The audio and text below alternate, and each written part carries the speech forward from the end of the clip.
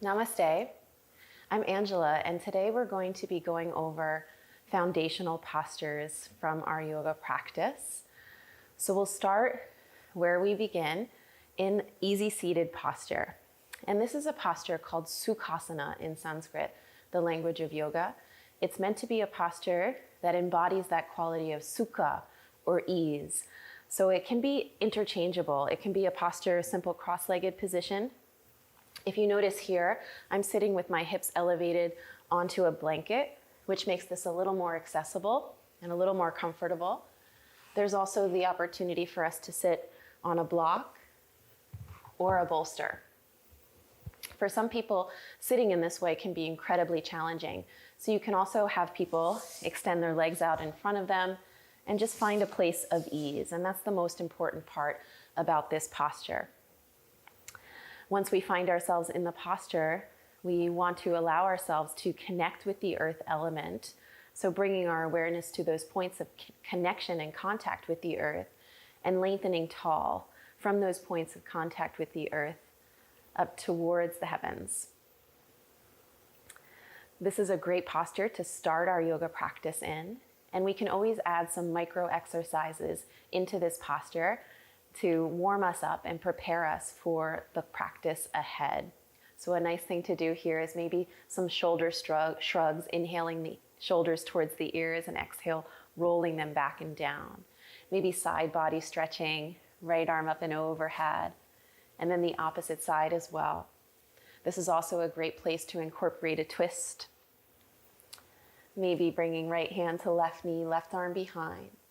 And then always, always, always giving ourselves the opportunity to come into that same stretch, same action on the second side.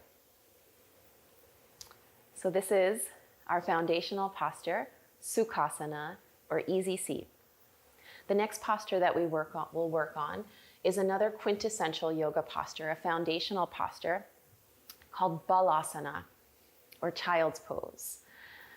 There's also an opportunity here to use that blanket. So if we'd like to use the blanket, or one of our students likes to use the blanket, this will give us a little additional support underneath our knees, a little bit of softness for anybody that might have struggles with flexibility and mobility in the knee or the hip joint, or sensitivity. So for our child's pose, we first find ourselves in a tabletop position with the hands underneath our shoulders and our knees underneath our hips. We can place the knees onto a blanket, again, for a little additional support. We can bring our big toes to touch and then gather our hips back towards our heels as our forehead settles down in the direction of the earth. And this is our child's pose. Now, for some people, the hips will easily come back towards the heels. For some people, it will be a little more challenging. Maybe the hips stay lifted. Maybe the knees don't come into as extreme of flexion here. And that's perfectly fine. And child's pose is a quintessential posture that allows us the opportunity to relax and reconnect with the breath. So at any time during our practice, if we feel as though we've lost that connection to ourselves or the present moment, we're encouraged to find child's pose. So this is a posture that we can always return back to in our practice, and we can always encourage students to return back to it in their practice as well. All right, we're going to move into the next posture here, which is called Barmanasana, or tabletop position.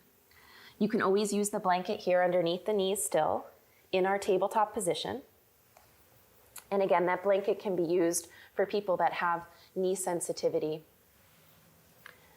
For this posture, our hands come underneath our shoulders and our knees come underneath our hips. We want to grip through our fingertips, lengthen the crown of our head forward, lengthen our tailbone back, lift our low belly in and up, strong through the core and long through the back of the neck.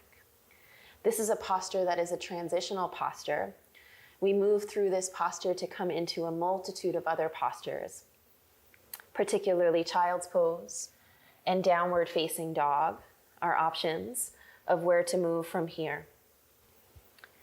This is also a posture that gets us nice and stable in our foundation, hands and legs connecting with the earth.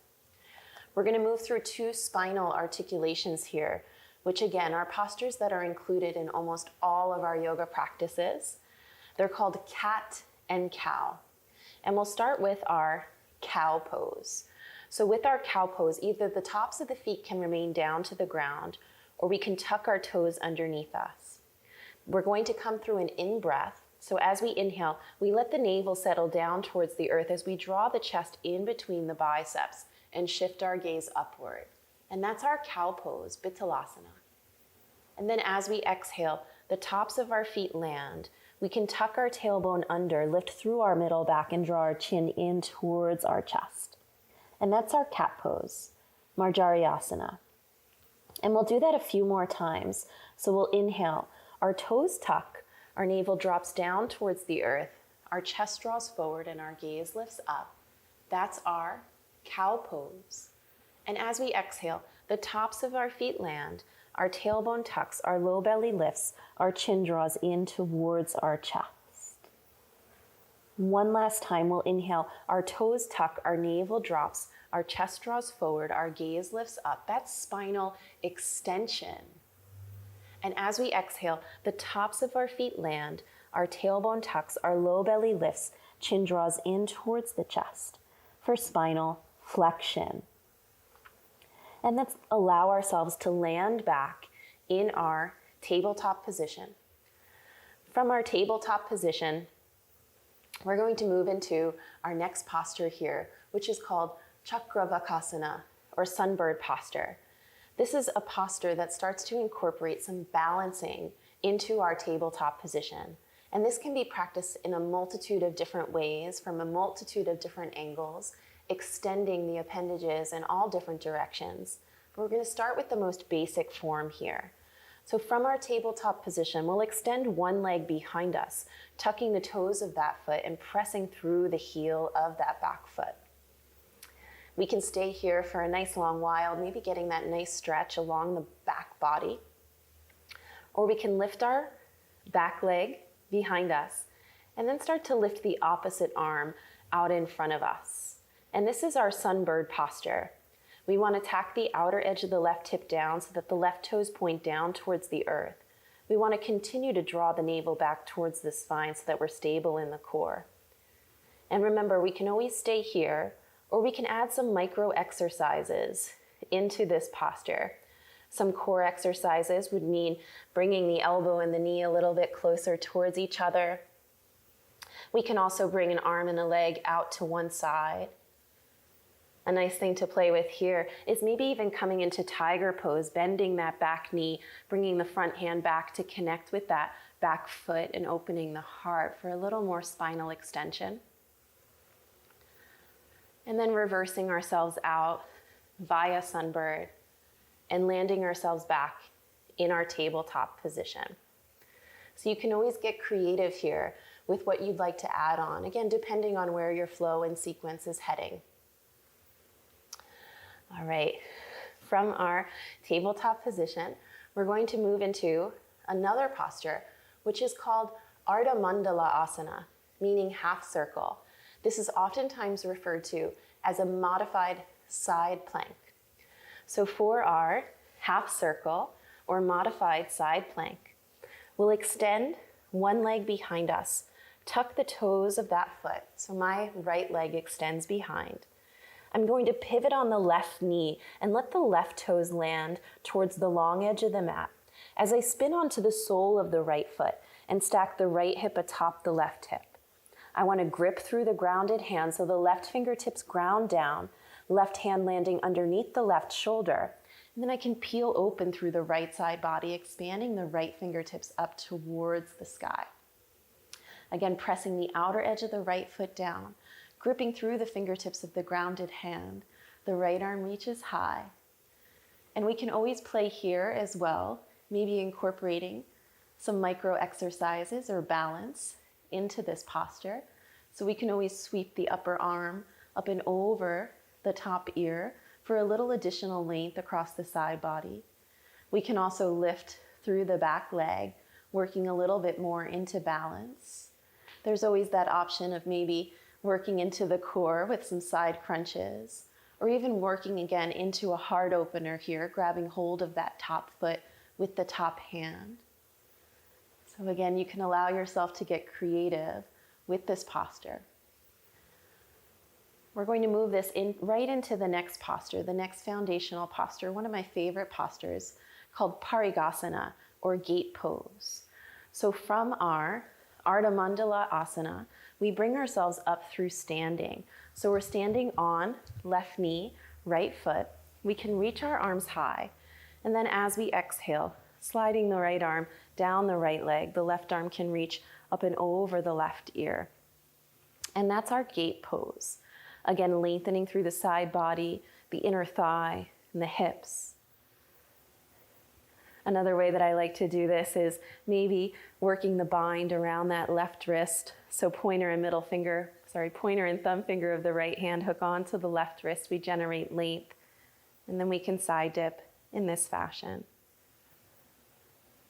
Again, always making sure that we practice these postures on both sides. And we can unwind in the same way that we wound.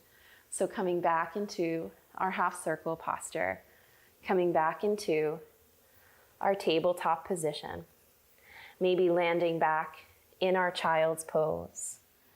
And from our child's pose, walking our hands back in towards our body as we come to sitting on our heels. One final foundational posture here called Vadrasana, or Thunderbolt posture. This posture, landing back with our hips back towards our heels. Always that opportunity to use a block, a bolster, or a blanket here in between where the hips and the heels land. And again, this is a great foundational posture for us to build upon. Always that opportunity to add additional micro movements here, depending on where you choose to go in your sequencing. Foundational postures are great postures for us to constantly revisit. When we revisit these postures time and time again, we build that really stable and solid foundation in which to develop the rest of our practice. Thank you so much for joining me. Revisit this video often and get yourself really grounded in the foundational postures of yoga. Have an awesome day. Namaste.